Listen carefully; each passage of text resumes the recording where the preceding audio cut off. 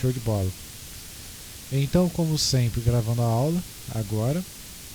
Então, a gente está estudando, né, o conceito de mecânica dos fluidos.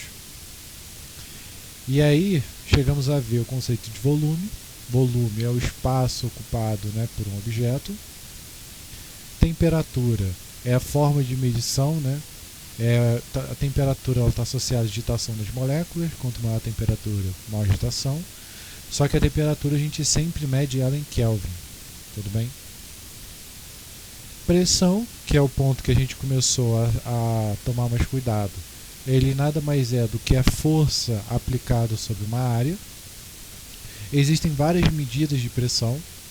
Força, a gente já estudou, representa em newtons e área em metros quadrados. Então, a pressão ela é dada em newton por metro quadrado ou em pascal. Né, o pessoal até sacaneia, existe uma piada física que fala que os cientistas estavam brincando de pique-esconde, de pique-pega, e aí Newton, ele se escondeu, e aí quando chegaram para ele e falavam assim, achei você, Newton. Aí ele falou, não, Newton por metro quadrado eu sou pascal. Né? Piada tosca, mas acho que pelo menos vocês gravam essa unidade. Então, além de ser dado em pascal, Pascal é uma unidade que a gente utiliza muito na engenharia. Quando a gente vai ligar, por exemplo, eu tenho uma viga e eu quero calcular o modo de elasticidade dela, eu calculo o modo de ruptura dela. O modo de elasticidade é o quanto elástico vai ser esse cara, quanto de energia elástica ele consegue absorver. Em teoria é isso. Eu quero calcular a tensão de ruptura, ou seja, qual é a pressão máxima que eu preciso aplicar para ele romper. Então a gente lida com Pascal.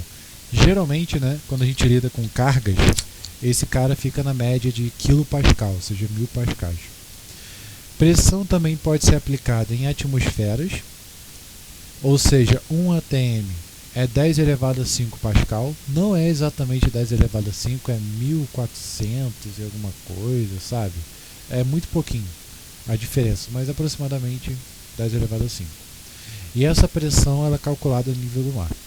Existem outras formas de medição de pressão, como o PSI, para quem lida, por exemplo, com bicicleta e algo. Imagina, por exemplo, você, Lucas, quando você vai encher o pneu da bicicleta, geralmente a pressão é medida em PSI.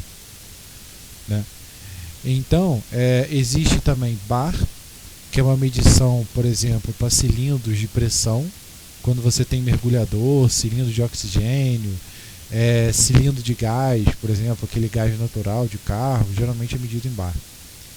E existe a expressão de milímetro de mercúrio, que é uma coluna de mercúrio e que ela se compara a um ATM, onde eu tenho 760.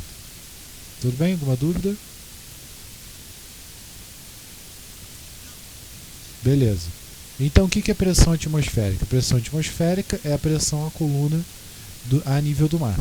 Então, a pressão ela vai ser a coluna de ar que vai estar em cima da nossa cabeça. Né? A gente já estudou densidade, imagino que sim, eu acho que deve estar em algum desses slides, mas imagino que a gente já tenha estudado. E a densidade é o que vai determinar se um material ele vai afundar ou ele vai boiar. Ou seja, se eu pegar uma pedra e água, a tendência é que a pedra ela afunde e a água ela vai boiar. Isso porque a pedra ela tem uma densidade maior do que a água. Então qualquer material ele sempre vai ter uma massa, vai ter uma força-peso, que a gente já estudou. Então o ar em si ele vai estar empurrando a gente para baixo. Tanto que se a gravidade ela fosse menor, isso provavelmente permitiria com que criaturas maiores existissem. Que é exatamente aquelas criaturas como, por exemplo, lá no Avatar. Né, aquele filme antigaço que os caras eram azul. Né, lá a gravidade era menor. Por isso que tinha os caras lá de 2, 3 metros. E aí, quanto mais para o alto eu vou, mais rarefeito vai se tornar esse ar. Por quê? A pressão ela vai manter as moléculas juntas. Então, quando eu estou indo para cima, eu estou fazendo com que essas moléculas fiquem espalhadas. Logo, quando você respira, você puxa uma quantidade menor de oxigênio. Então, há necessidade de você respirar mais. Vimos o conceito de pressão. Existem dois tipos de pressões que a gente analisa: a pressão absoluta e a pressão relativa.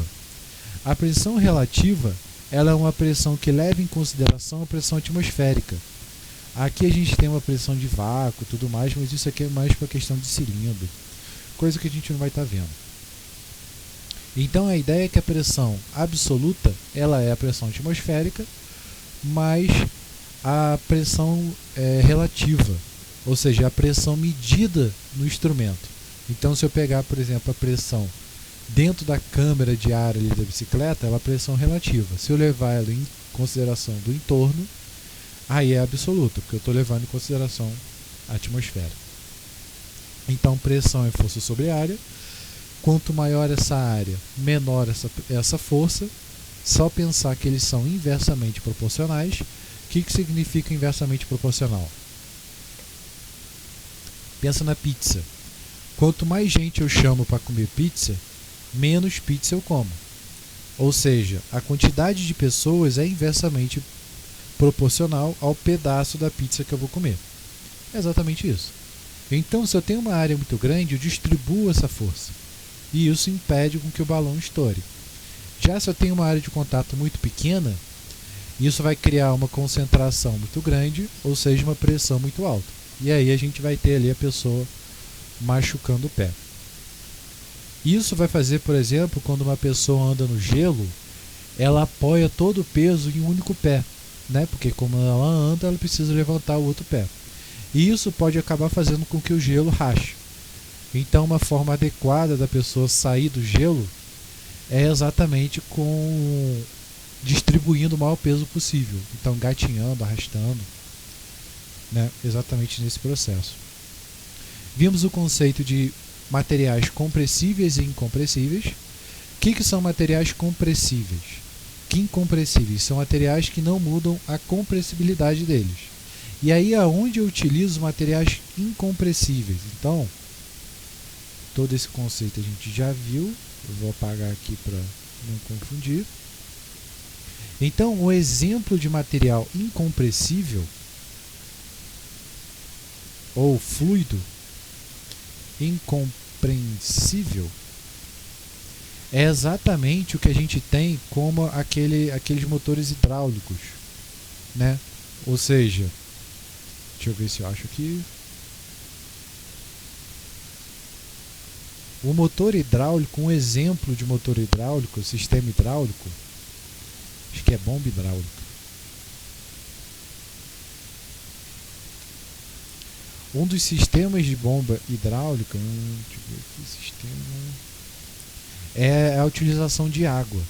E aí, por que se utiliza água, por exemplo, para poder mover esses caras? Ou geralmente óleo, né? Mas na maioria das vezes é utilizada a água, porque a água ela é incompressível. Então, a água é um fluido incompressível, ou seja, ela não altera a sua pressão. E isso permite com que eu possa utilizar ela como um pistão, por exemplo. Deixa eu ver, eu tinha visto isso em algum lugar. Né, por exemplo, aqueles sistemas para poder levantar carro. Aqui, ó, sistema hidráulico.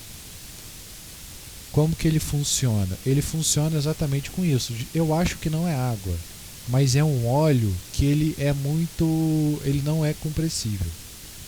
E aí como que funciona? Aqui eu tenho um exemplo de um sistema onde eu utilizo um fluido incompressível. Por quê? Eu não quero que ele se comprima, ou seja, eu quero que ele mantenha a pressão. Então, exemplo de aplicação, sistema hidráulico.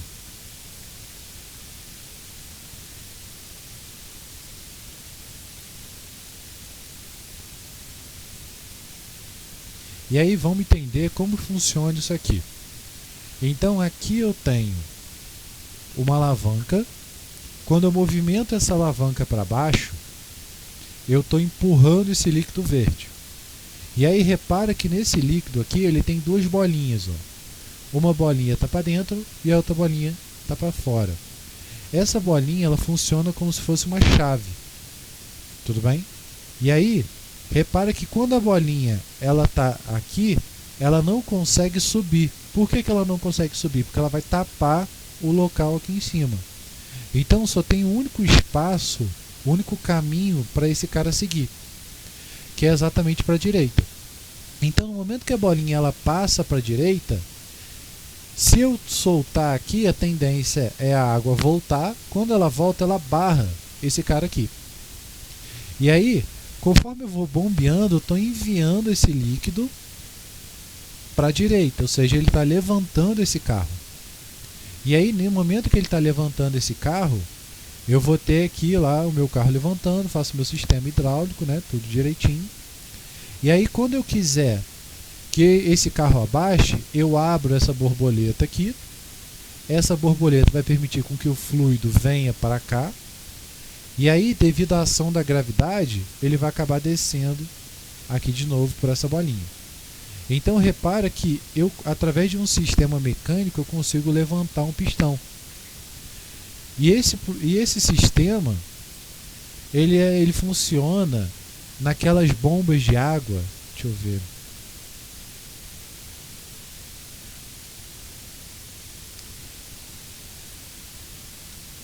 Né? Provavelmente deve ter visto em filme que o cara bombeia e puxa água, por exemplo, de um poço artesiano, algo do tipo, né, que o cara fica na nivelinha, literalmente ele fica no sobe e desce para poder puxar a água. Como que funciona esse processo? É a mesma ideia. Então aqui, ó,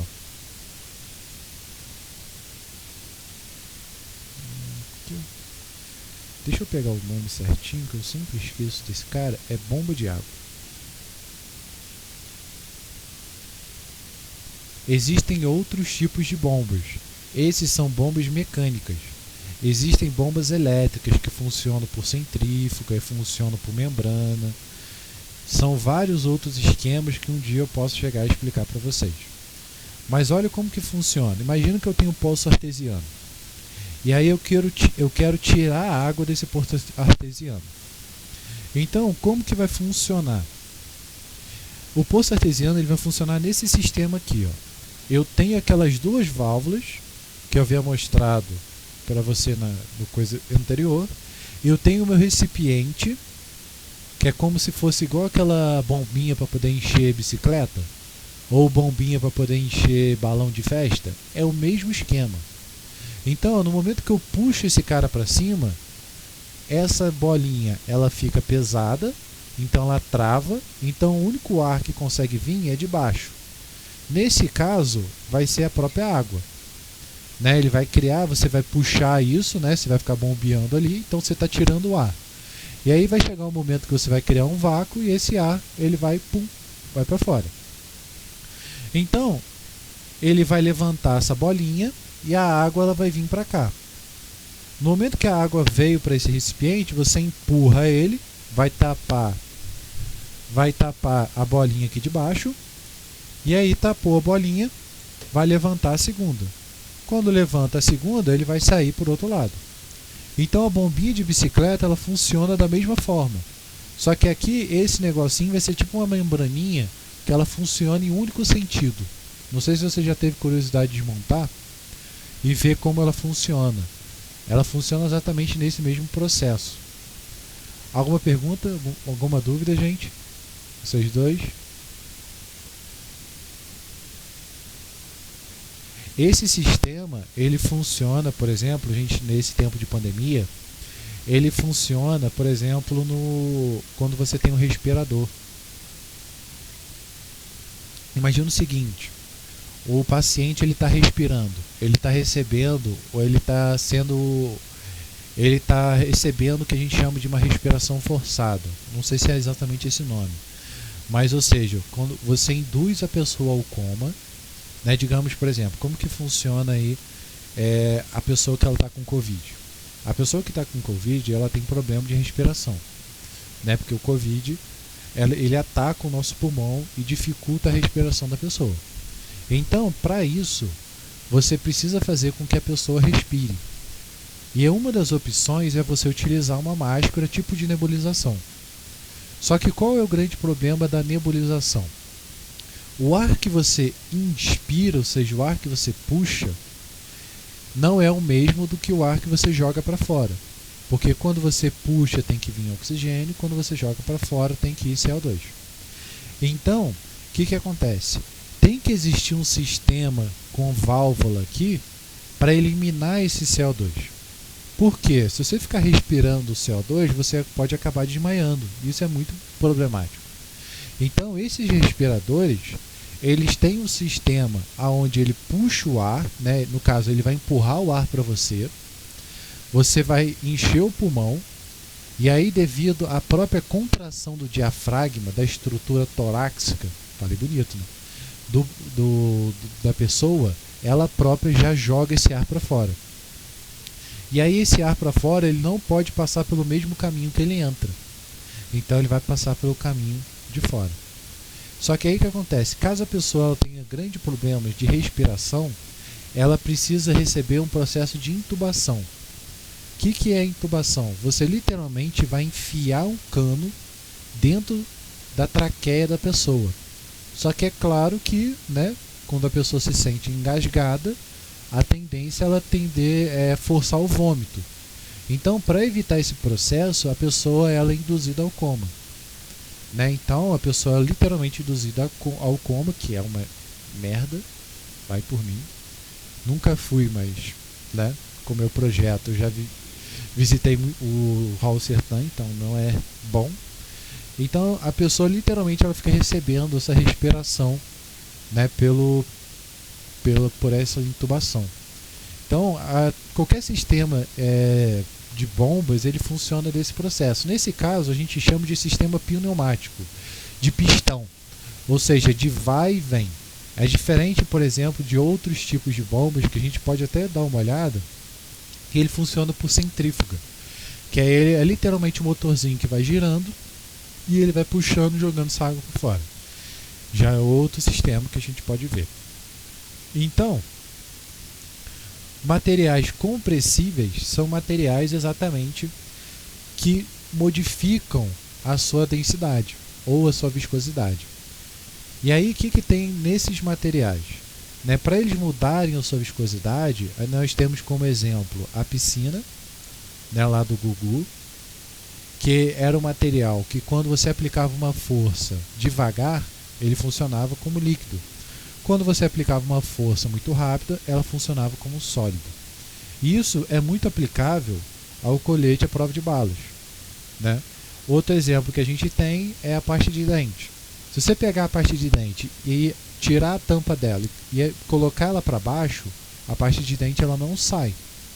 Para ela sair, você tem que apertar ela. Quando você aperta, você modifica a viscosidade dessa pasta de dente. Se eu não me engano, acho que a gente já viu esse conceito. Eu cheguei a explicar para vocês o que era viscosidade? Ou não?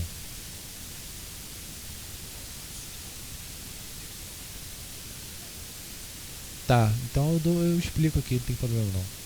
Ó, a gente viu 6 de outubro, a gente viu energia. 13 de outubro também vimos energia, 20 energia. Aí 27 de outubro energia. E aí 3 de novembro começamos a mecânica dos fluidos, que é exatamente esse arquivo aqui. Tá, então a gente dá uma olhada. Então, vou até... agora já. De qualquer forma tem outro arquivo lá. Então vou botar aqui. Exemplos que a gente tem é a pasta de dente.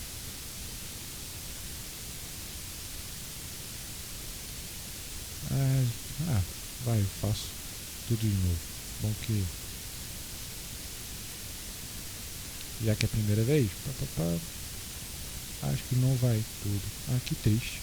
Então que eu apaguei já vai ficar apagado, não tem problema. Então vamos lá, vou botar aqui.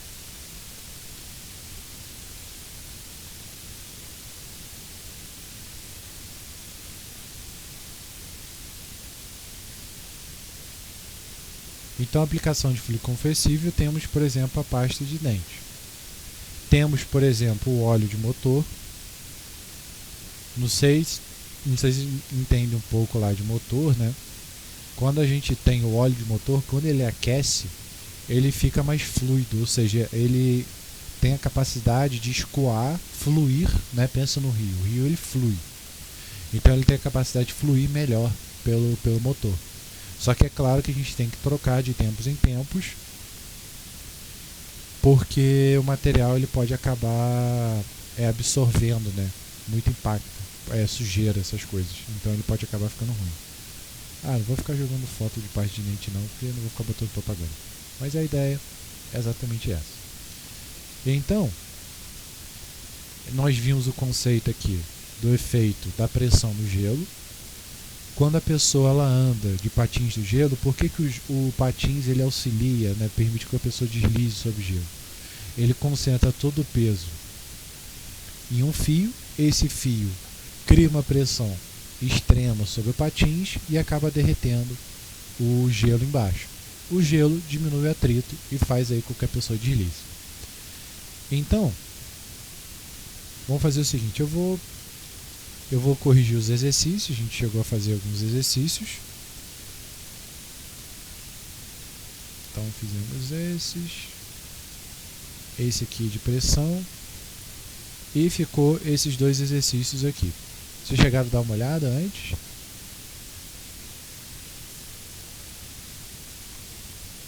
Então vamos lá. O que a gente tem aqui? Um garoto toma refrigerante utilizando um canudinho. Podemos afirmar corretamente que, ao puxar o ar pela boca, o menino. Então o que ele vai fazer? Ele reduz a pressão dentro do canudinho, aumenta a pressão dentro do canudinho, aumenta a pressão fora do canudinho, reduz a pressão fora do canudinho e reduz a aceleração gravitacional. Esse cara aqui, ele é semelhante, na verdade ele é o mesmo do experimento da garrafa com a vela. Acho que é a garrafa com a vela. Deixa eu ver se eu acho aqui.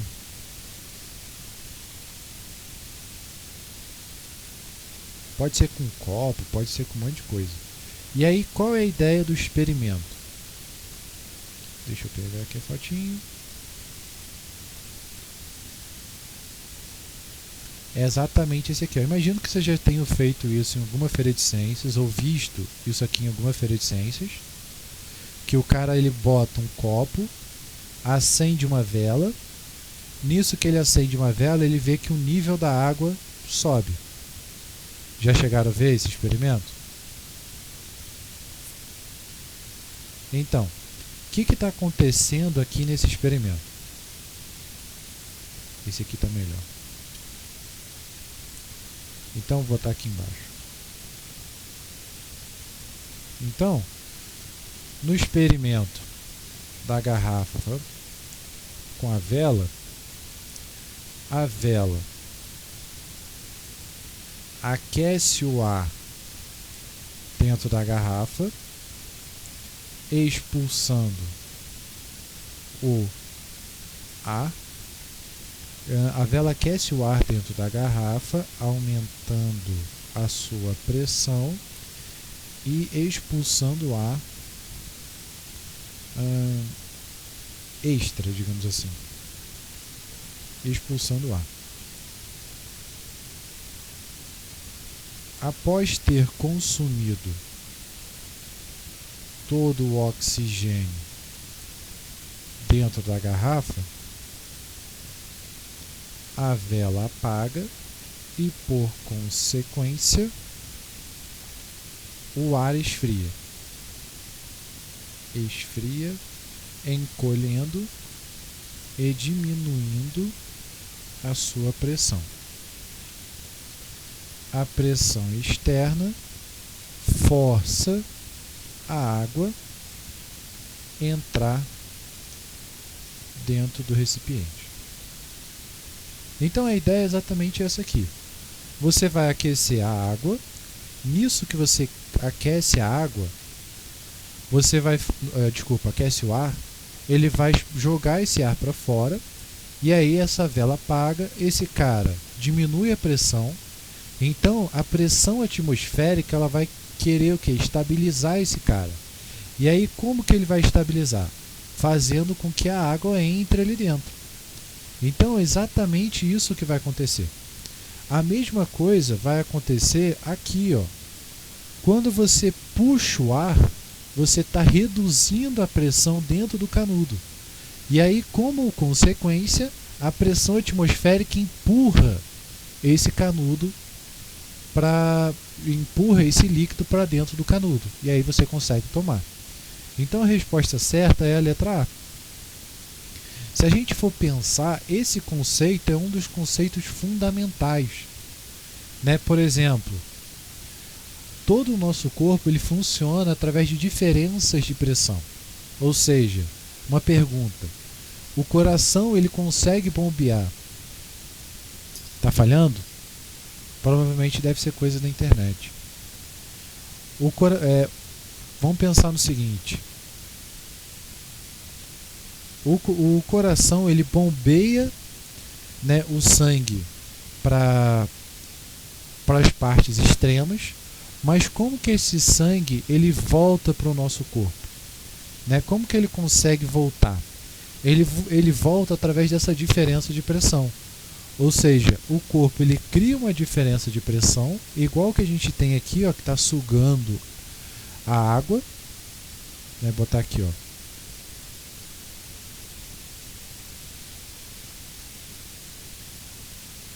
Então, o corpo humano cria uma diferença de pressão dentro da veia que suga o sangue para cima. Só que qual é o grande problema? Se você pegar, por exemplo, um canudo e for puxar ele, quanto maior for a altitude que você tiver, a altura, mais pressão maior vai ser essa diferença de pressão que você vai ter que criar.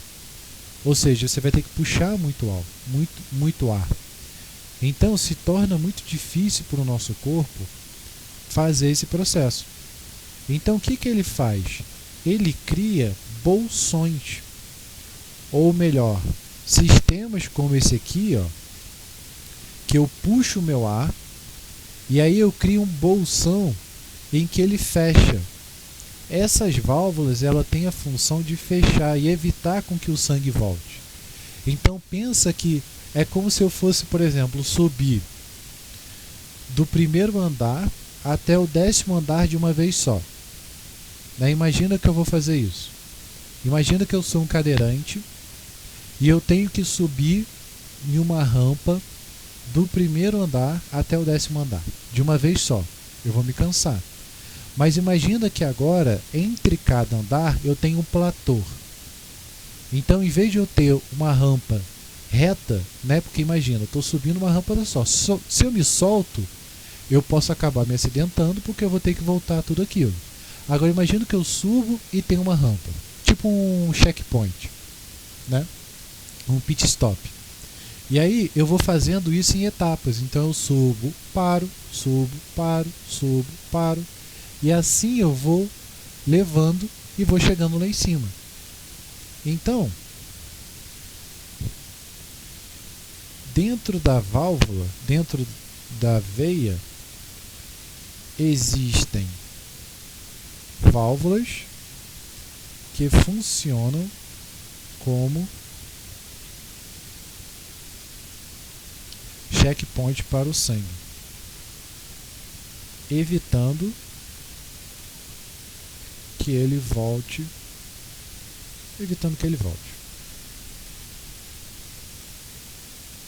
Então a ideia dessas válvulas, ela funciona exatamente dessa mesma forma. Só que aí a gente tem uma grande questão. Quanto maior for a válvula, maior será a sua pressão e quanto maior for a área da válvula, maior será a sua pressão, e quanto mais longa for a válvula, maior será a pressão.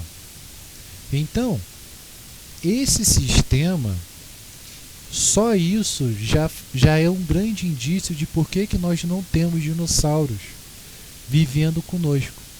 Ou seja, teve lá o meteoro extinguiu os dinossauros, né? Mas por que essa evolução genética dada por Darwin não permitiu que nascessem outros dinossauros, outras criaturas de 5 metros, de 6 metros? Né? Aquele cara lá que tem um pescoço gigante. Então, por que não existem mais dinossauros como esses? Exatamente porque para você levar o sangue, né, da ponta até a cabeça, ele tem que ter um sistema vascular, né, que tem que ser muito robusto. É a mesma coisa que acontece, por exemplo, com a girafa. Ou seja, pensa na girafa, pensa no caso na gente. Se você estiver sentado e você levantar muito rápido, isso pode ocasionar o quê? Tontura, né? Aqui, ó.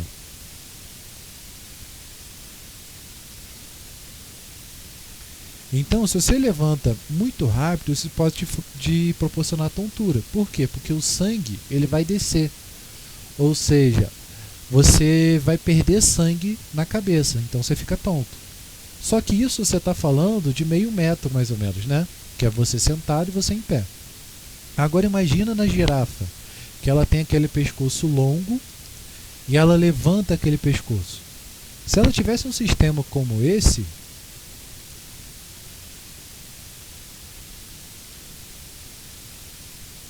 a girafa ia acabar morrendo, ela ia desmaiar, né? Então ela tem um sistema muito mais poderoso, o coração dela é muito mais poderoso, exatamente para poder bombear todo esse sangue lá para cima. Deixa eu ver se tem aqui, ó.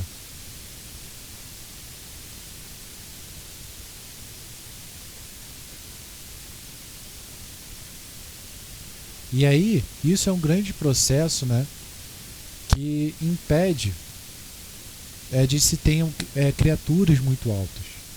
Quanto mais alto ele for, maior vai ser essa diferença de pressão da pessoa. Então, mais difícil vai ser, né? Por exemplo, ele vai ter que ter um coração muito mais robusto para poder enviar esse sangue lá para baixo, né? Fazer esse sangue circular por todo o corpo. Então, por isso que a gente não vê um gigante, né? Não vê essas criaturas, não vê mais dinossauro, exatamente por causa disso. Aqui, ó, coração, funcionamento. Ó, o enigma do coração da girafa, pra gente ter uma ideia aqui, ó.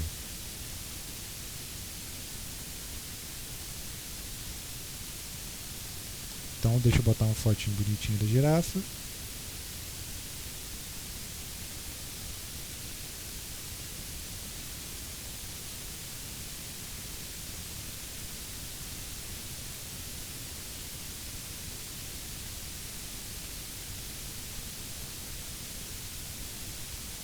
Então, aqui pelo que eu tô vendo, ele fala que tem um coração gigante. Deixa eu pegar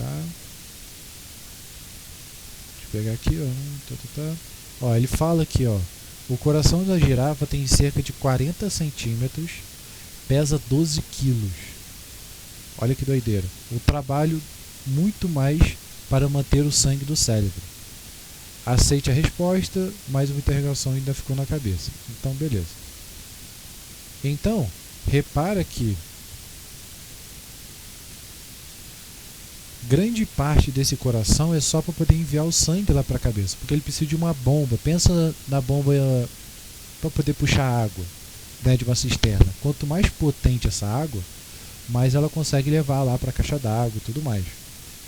Então ela precisa de um coração muito potente exatamente para isso. Deixa eu ver. Acho que é só isso que ele tem para falar. Ó, a pressão aqui, ó. A girafa, quando levanta a cabeça, aumenta a pressão sanguínea para não desmaiar. A pressão hidrostática chega ao dobro da pressão humana normal. É provavelmente por contrição de veias jugulares e da a artéria carótida em sua base, que ocorre aumento da pressão. Isso eleva a pressão cerebral e evita o desmaio. Um mecanismo simples que depende apenas da eficiência da bomba cardíaca. Então, literalmente, a veia dela, né, ela tem músculos que ele comprime e aumenta essa pressão sanguínea. E isso faz com que evite, por exemplo, que a girafa possa desmaiar.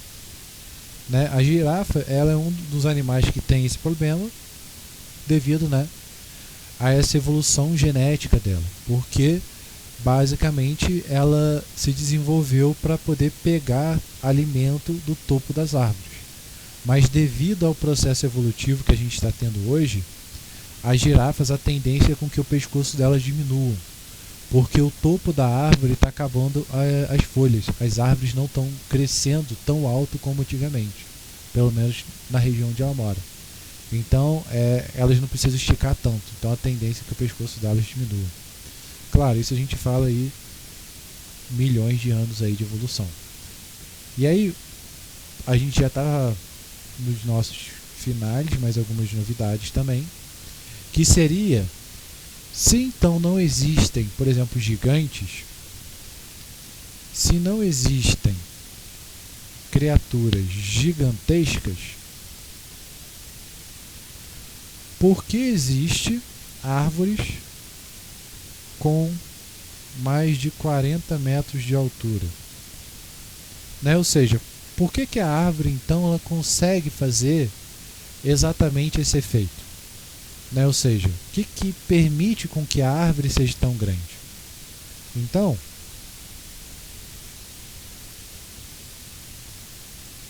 a grande sacada das árvores é que o caule, né, o capilar dela é muito fino. Por ser muito fino, olha que interessante. Agora eu não estou achando aqui as fotos. Mas o que acontece? Vou escrever aqui. Ó. As árvores apresentam um capilar muito fino. Isso possibilita que a pressão possa ser maior. Outro ponto interessante que elas utilizam é que nos topos das árvores, elas literalmente evaporam a água. Por que elas evaporam? Porque no momento em que você consegue evaporar a água pelas folhas, você cria uma diferença de pressão dentro da árvore. Então isso faz com que a água possa subir. Isso é bem interessante. Então, a água evapora no topo das árvores, evapora nas folhas do topo das árvores para criar uma diferença de pressão e assim conseguir levar o nutriente da raiz para o topo da árvore. Olha que doideira, como é a evolução. Então ela literalmente ela evapora aquela parte de cima para poder fazer com que a água suba. Isso é um dos meios que ela utiliza. Né? Existem várias teorias, várias coisas referentes a isso. Né? Eu não lembro, mas eu me lembro de ter visto um vídeo que o cara fazia um teste com isso. Né? Porque para você levar esse cara para 40 metros de altura, a pressão ela tem que ser muito absurda. Ela teria que ser praticamente quase uma pressão do vácuo absoluto, zero de pressão, que é algo que não existe. Né? Então ela consegue criar algo assim. Como o caule é muito fininho, então isso não muda muito a estrutura dela. Tudo bem? Alguma pergunta, dúvidas? Então, vamos corrigir essa questão aqui. Então a questão ela fala o seguinte: um adestrador quer saber o peso de um elefante utilizando uma prensa hidráulica. Ele consegue equilibrar o elefante sobre um pistão de 2.000 centímetros de área, exercendo uma força vertical V de 200 newton. Então ele está perguntando o que está acontecendo aqui. Repara que esse cara é semelhante a esse sistema aqui, ó. Então, o que eu vou ter? Como o material ele é incompressível, pressão é força sobre área. Então eu vou até pegar aqui uma fotinho para facilitar.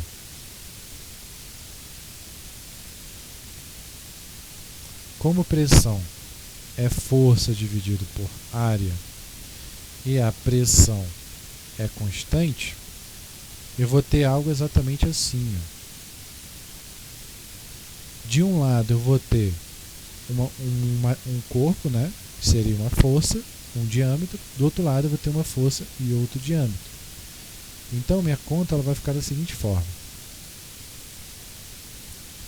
Eu vou dizer aqui, vou fazer F1 dividido por A1 é igual a minha pressão 1, que é igual a minha pressão 2, que é F2 dividido por A2. Acho que deu para entender mais ou menos o que eu quis dizer.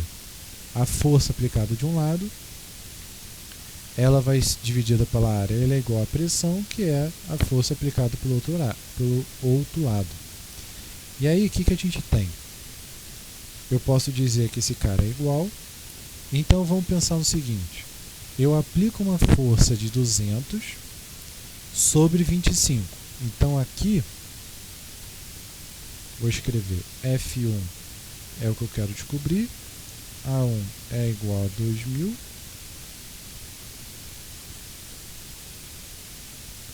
E do outro lado,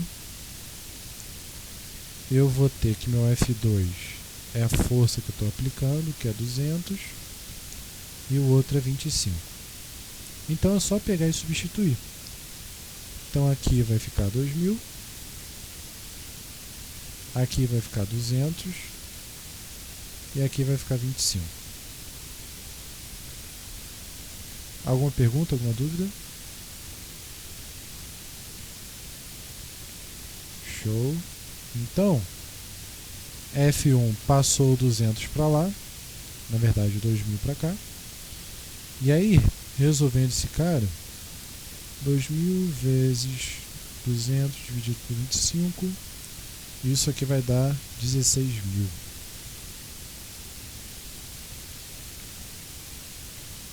Então repara, com uma força de 20 newtons, ou seja, 20 quilos, né, você consegue empurrar, levantar um cara que tem aí 1.600 newtons. Ou seja, é o mesmo sistema hidráulico. Então, manualmente você consegue levantar um carro, por exemplo. Só que é claro que você vai ter que exercer uma força absurda para isso, né, para poder chegar nessas condições. Quer dizer, desculpa, não é uma força absurda, né? 20 kg é pouco. Mas o volume vai ser absurdo. Né? Repara que para esse volume aqui é menor do que esse volume. Então, às vezes, você vai empurrar um pistão de 1 metro para levantar esse cara 2 centímetros, 1 centímetro. Então, vai precisar de um comprimento muito grande. Alguma pergunta, alguma dúvida? Beleza. Então, para a gente terminar, não vou me estender muito. Vamos falar só sobre viscosidade. E aí eu deixo para dar um exemplo na próxima aula. Então a viscosidade é a tendência do material de resistir ao escoamento. Ou seja, quanto mais viscoso for o material, menos ele irá fluir. Então, por exemplo, se eu pegar um copo de água e um copo de mel, né, e virar os dois ao mesmo tempo, a água ela vai escoar com muito mais facilidade do que o mel. Então eu posso dizer que a água ela é menos viscosa. Aqui eu tenho um exemplo, se eu não me engano, isso aqui é óleo de motor. São vários tipos de óleo de motor. Então, se a gente reparar aqui, ó, é possível observar que a viscosidade ela está aumentando para a direita, ou seja, quanto maior a viscosidade, mais difícil vai ser esse cara escoar. E aí a gente tem o exemplo da pasta de dente. Ou seja, a pasta de dente, se você abrir ela e botar ela de cabeça para baixo, ela tem uma viscosidade muito elevada, porque ela não vai escoar. Mas se você aperta a pasta de dente, ela começa a escoar, ou seja, você está fazendo com que essa pasta de dente ela se torne menos viscosa. Né? Exatamente no processo que eu vou ter. Perguntas, dúvidas? O óleo de motor, quando você tem uma moto, um carro, né? Você tem que trocar o óleo do motor exatamente porque quando ele aquece, ele fica menos viscoso, ele flui melhor. A temperatura influencia. Mas conforme ele vai andando, ele vai sujando, ou seja, ele vai pegando as sujeiras do motor e ele vai se tornando cada vez mais viscoso. Então pode chegar um momento em que ele pode literalmente travar o motor. Então por isso que de tempos em tempos você tem que trocar sempre o óleo. Né? E aí, deixa eu ver, o que mais a gente pode falar? Já falamos de densidade, né? Mas, não cheguei a falar, falei de densidade com vocês não, né? Então, rapidinho, que é coisa rápida também. A densidade, ela é dada pela letra D, ou dada por uma letra grega, que a gente chama de Rho, que é um P. Cadê? Aqui, ó. Geralmente vocês vão me ver falando de Rho, que é um cara que eu costumo utilizar bastante. E a densidade, ele é a relação entre massa e volume. Ou seja, a densidade, ela é literalmente a massa dividida pelo volume. Então, a unidade de medida da densidade, vou botar aqui, de medida, ela vai ser dada em gramas por centímetro cúbico ou em quilogramas por metro cúbico. E aí a densidade ela é muito importante porque, por exemplo, se eu tiver 1 kg de pedra e 1 kg de pena, o que vocês acham que pesa mais?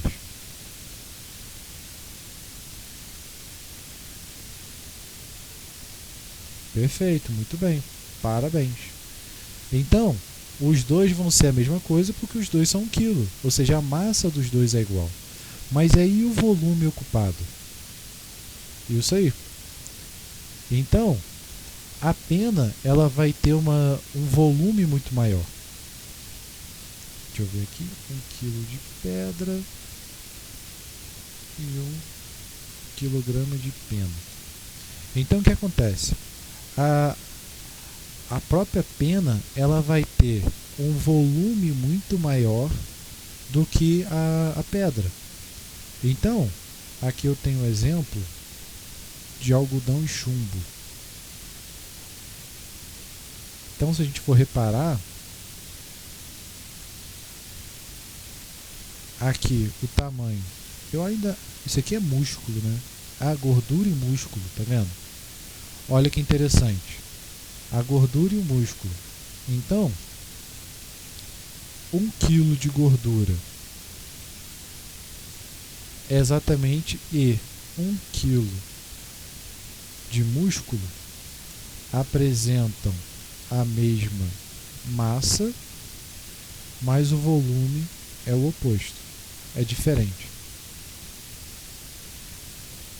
Logo, a densidade é diferente. Então, quando a gente compara um material para identificar, né, se esse material ele é mais denso ou não, é uma forma muito mais completa do que simplesmente dizer se o material é mais pesado ou não.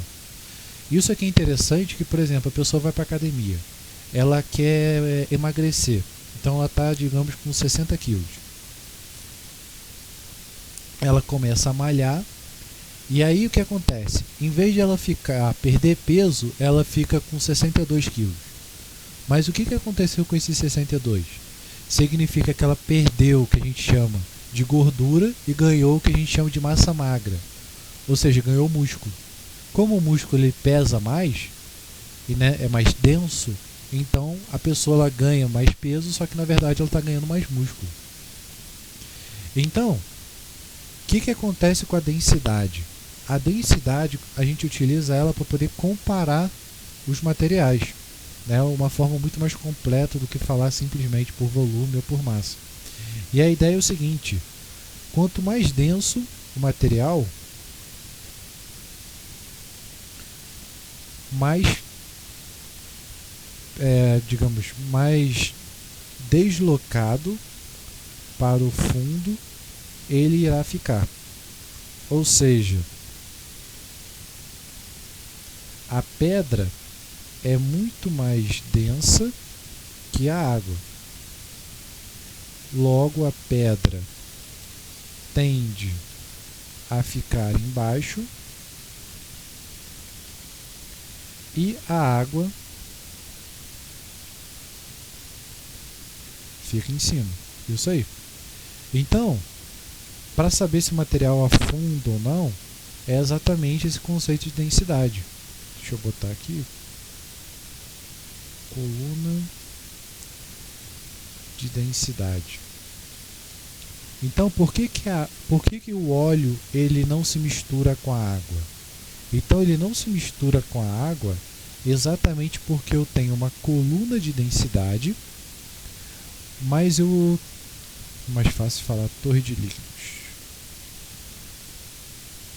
Mas eu também tenho uma estrutura química que ela é diferenciada. Né? Eu tenho uma estrutura hidrofóbica e hidrofílica. Essa estrutura impede com que eles possam se misturar, mas eu tenho exatamente esse efeito da densidade.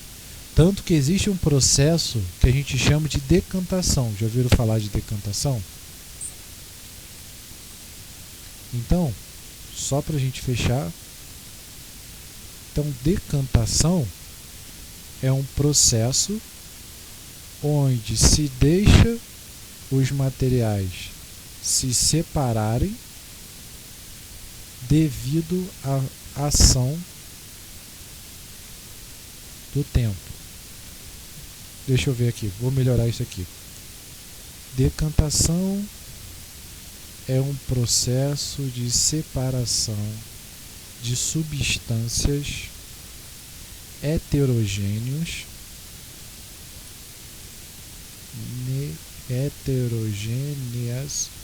onde, devido à diferença de densidade, as substâncias se separam.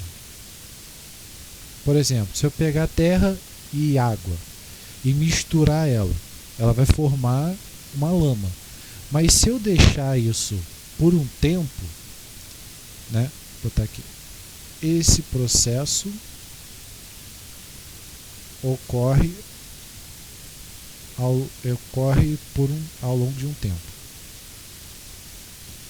Se eu deixar esse cara parado por um tempo, você vai ver que a terra ela vai descer, a areia ela vai descer e a água ela vai ficar em cima, ou seja, eu dou um tempo para separar essa mistura.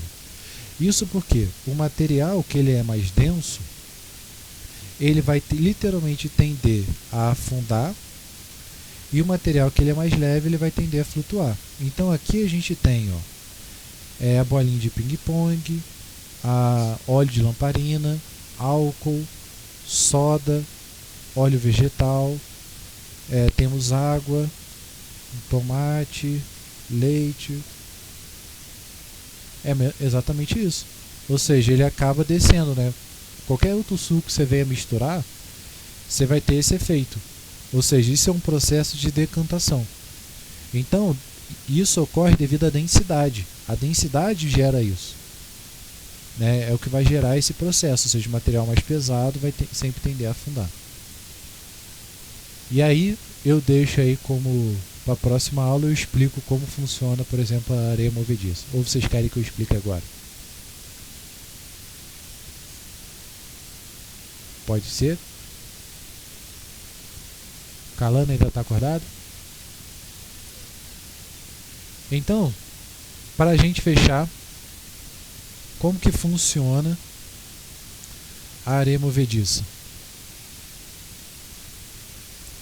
Né? Você já deve ter visto lá que a areia movediça, o cara entra e ele vai afundando.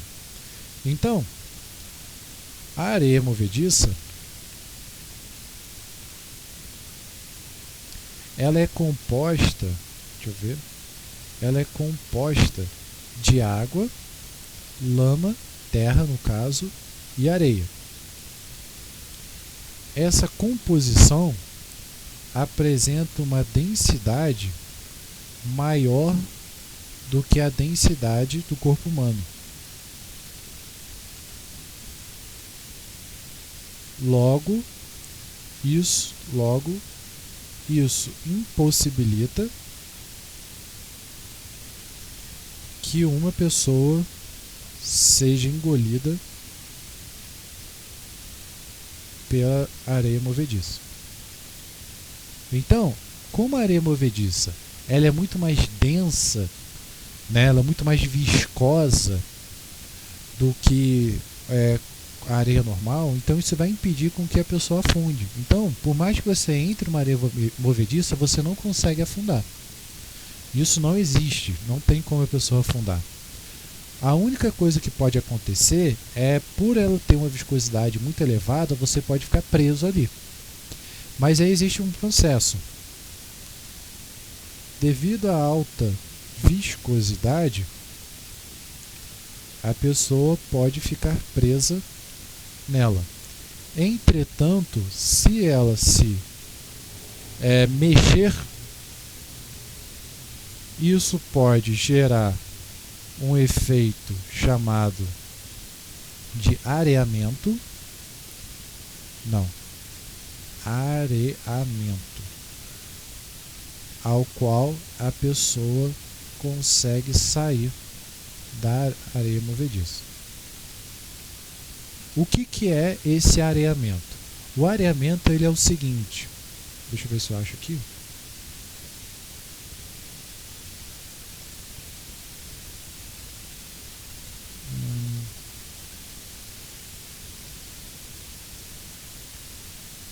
Imagina o seguinte, imagina que eu tenho uma bola, aqui ele está levando em consideração outras coisas.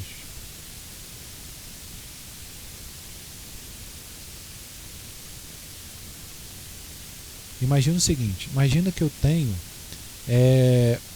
uma bola, e essa bola, eu coloco essa bola, digamos, no fundo da areia.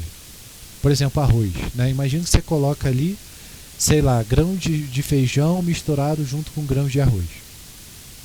O que vai acontecer naquele pote? Se você mexer esse pote, vai acabar o quê? Você vai acabar vendo que depois de um tempo, o arroz ele vai ficar no fundo e o feijão ele vai ficar no topo. Por quê? Esse processo é chamado de areamento. O que é exatamente o areamento? O areamento ele é um processo em que quando você mexe, deixa eu botar aqui, ó.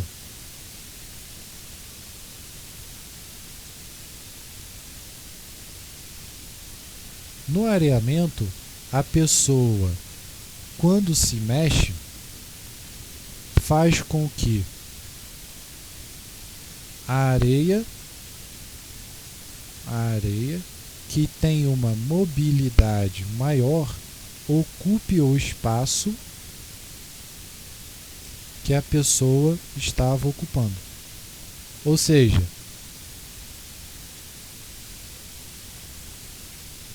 quando a pessoa tenta se enterrar na areia, né? Imagina lá, você está na praia e você vai tentar se enterrar na areia. E aí, como que você faz para poder sair da areia? Você vai movimentando o pé. Quando você movimenta o pé, você desloca a areia que está do seu lado. E aí, essa areia ela entra debaixo do seu pé. No momento que essa areia entrou debaixo do seu pé, ela te levanta.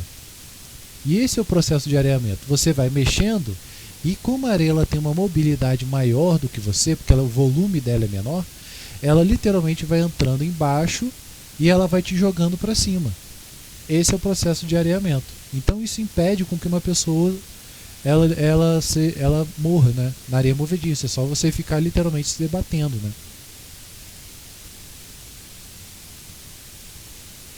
Então quando a pessoa tenta se enterrar na areia, ao se movimentar, a areia ocupa o espaço da pessoa. Opa. Ocupa, areia ocupa o espaço da pessoa,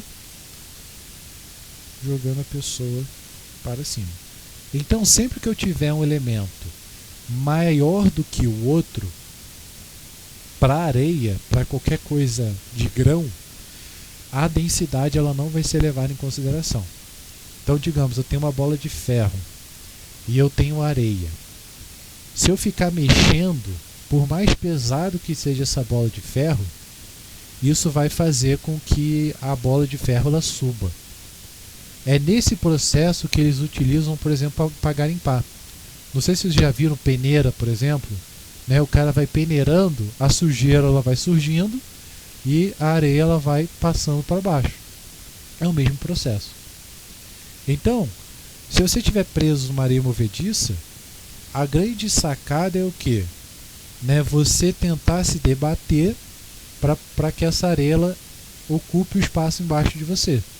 E aí você pode utilizar exatamente, eu acabei pagando, aquele evento que a gente viu sobre andar no gelo. Você não vai andar em pé, você vai andar engatilhando, né? Vai andar se arrastando para evitar, para quê? Para distribuir essa pressão ao longo de uma área maior. Dúvidas, perguntas? Calando, pergunta?